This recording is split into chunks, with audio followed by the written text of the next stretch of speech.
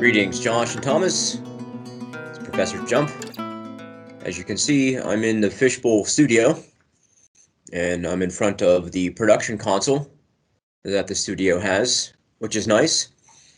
Much of the rest of this gear is going to go to equipment heaven, but this console is going to stay. It seems like it might be useful, at least pedagogically. Now, last night, I updated the first reading assignment, which is all about production consoles, to include citations for what page to find the appropriate information. So please inspect it and complete that assignment. Let's take a look at some of the questions that are on the assignment now. Okay, question 1. How does a mixer differ from a console? And then you see this 105 in parentheses. That means that you look at page 105 in the text. And I'll do that now. And in this introductory material, Alten goes on to describe that the difference is a console, or a production console, is fully operational. It has the inputs and the outputs, and computer-assisted functions, many buses, many ways to sum tracks, a fully configured master section. Whereas a mixer is an abbreviated version. It's basically a portable console. Oftentimes, if you're playing gigs or you're DJing something, you'll use a mixer. You know, maybe it has 8 tracks, it's got 2 outputs, it has 1 auxiliary send.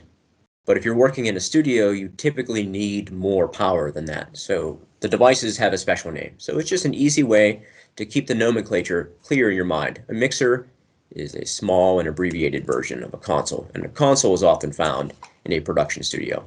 That's page 105. Question 2, what is a virtual console? That's on page 106. A virtual console, according to Stanley Alten, is a simulated console displayed on a computer screen. Now, this is becoming increasingly popular. A virtual console is basically how the future is going to run unless the apocalypse descends upon us. Now, I have some experience using virtual consoles. Indeed, the last year of my gigging life, my duo partner and I bought a digital mixer. And we could both use our telephones to control our monitor mixes. It was great. Really, it's the best thing possible. Now, I'm hoping to equip the Fishbowl Studio with a virtual console, and that will be coming hopefully soon, within a few months. But first, I need to purge all of the 1990s audio equipment that inhabits this room. It's a little bit depressing. It's a bit like a museum. Okay, how about question 3? Which controls on a console are used to regulate loudness levels for each channel? Okay, that's on page 106. And on a production console, such as the one that is in this room here, right, we're typically talking about the faders. But this can be somewhat misleading because obviously there's more than one way to control your volume, right? You could increase the volume on the output of some device, and then it's sending more signal to your mixer. That increases the volume. You could go to this trim knob at the very top, which is the gateway, the spigot that increases the amount of signal flow that is being introduced into your console. A good word that Stanley Alten describes it with is input sensitivity. So your input sensitivity controlled by your trim knob, that can control volume, but generically speaking, if we're talking about volume on a production console, we're talking about the faders, right? That's what these are. Fair enough. Pretty simple. What is the purpose of a production console? Okay. Seems obvious, but sometimes it's nice to put things into clearly articulated sentences. Okay, so if you're producing music, you're producing film or video, soundtracks, sports, live recordings, anything significantly audio heavy, it pays to have a console. Nowadays, things are expedient, and oftentimes we're just using our interface, but we need a console. And as mentioned before, probably a virtual console is the way to go. First and foremost, they are much lighter. Describe an input-output channel strip. Now, this is pretty par for the course when it comes to production consoles around the world. Channel strips, like what are featured on mixers and consoles, constitute these thin rectangles of control knobs, concluding with a fader and beginning with the trim. This is your input section. And the top is the mic preamplifier. This is what provides the microphone power or boosts the microphone signal. If it's going to be introduced to line level, the preamplifier has to create that line level because the microphone signal is very weak. And then you can generally route to various auxiliaries. So you can send your signal immediately out to an effects processor, say, or you can send it immediately out to some monitor mix. So some routing at the top. And then there is generally an EQ section, and if you have a nice enough production console, this will be the best EQ you got. Though I have to admit that many of the virtual EQs in the form of plugins are pretty good these days. But here's a nice parametric equalizer, which means it gives you full control of the sound frequency spectrum. You can select a specific frequency and then boost or cut it, whereas a fixed frequency equalizer, like which is on cheaper mixers or car stereos, that's a fixed band equalizer, which is not as good because you can't select a frequency specifically for adjustment. What else do we have here? We have a section for sending the channel strips input to an effects processor, either on board or off board.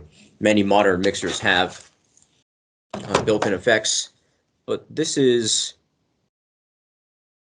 a professional production console. So what is configured here is to route the signal from this effects out to an effects processor. So in the 90s, that was just a rack of gear. So there's the rack of gear there. No, that is a dinosaur. I don't know if any of this stuff works. It really looks like it was abandoned probably 15 years ago and had been set up somewhere around 1995. Maybe even older. Check this out. There's a Macintosh computer here that looks like a Steve Jobs project. All right, far out. That's a tape recorder. Patch panel. Looks like a reverb effects processor. Microphone preamplifier. Okay, I mean, that stuff's neat. And yeah, that was the coolest Earth until basically 1997, when Radiohead put out OK Computer, which was fully recorded on Pro Tools. People just haven't looked back since. Of course, outboard gear figured prominently for years, but now even outboard gear has essentially been circumvented. So, anyways, my plan is to throw this shit away for the most part. I'm going to keep the console, and monitors are okay. Check this out. All right, we got our far field monitors. There's also a set of near field monitors back there, but they're quite large. Well, we also have a CD burner, a couple power amps, nice microphone case, a record player. All right. Cool stuff, I admit. But I'm not here to operate a museum of superannuated music equipment. So starting with this production console, get a virtual mixer. We're going to make this studio super awesome. A place where it's fun to come and record music and interact with your fellow students. Let's take a look at just a few more. All right. What does a master fader do? All right, master fader. I like to describe a mixer or a production console in terms of E pluribus duum, from many to two. Right, so we have these many tracks here, right? You can imagine some sort of mix, like here's your kick, snare, tom-toms, rack tom, floor tom, overhead left, overhead right. Right? A bunch of tracks just for the drums, maybe a bass guitar, maybe a piano, and maybe some clarinet, and maybe there's a guitar in there. Maybe you got some lead vocals, maybe some background singers. You can imagine that a mix can become quite large. But all of those sounds have been summed into this master fader.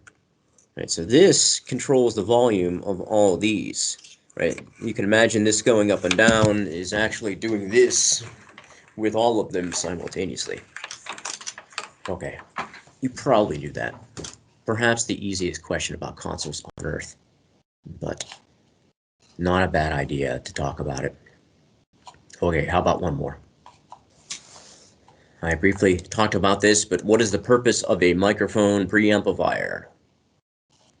One of the things that is important to learn in the realm of music technology is about the various signal strengths of various output sources. So you have microphone signal, which is the weakest voltage that you'll encounter in pro audio. Dynamic mics are super weak. Capacitor style microphones are a little bit stronger, but both are quite small voltages. And then you have instrument level, which comes out of an electric guitar or bass. And it's significantly stronger than microphone level, but not that much stronger.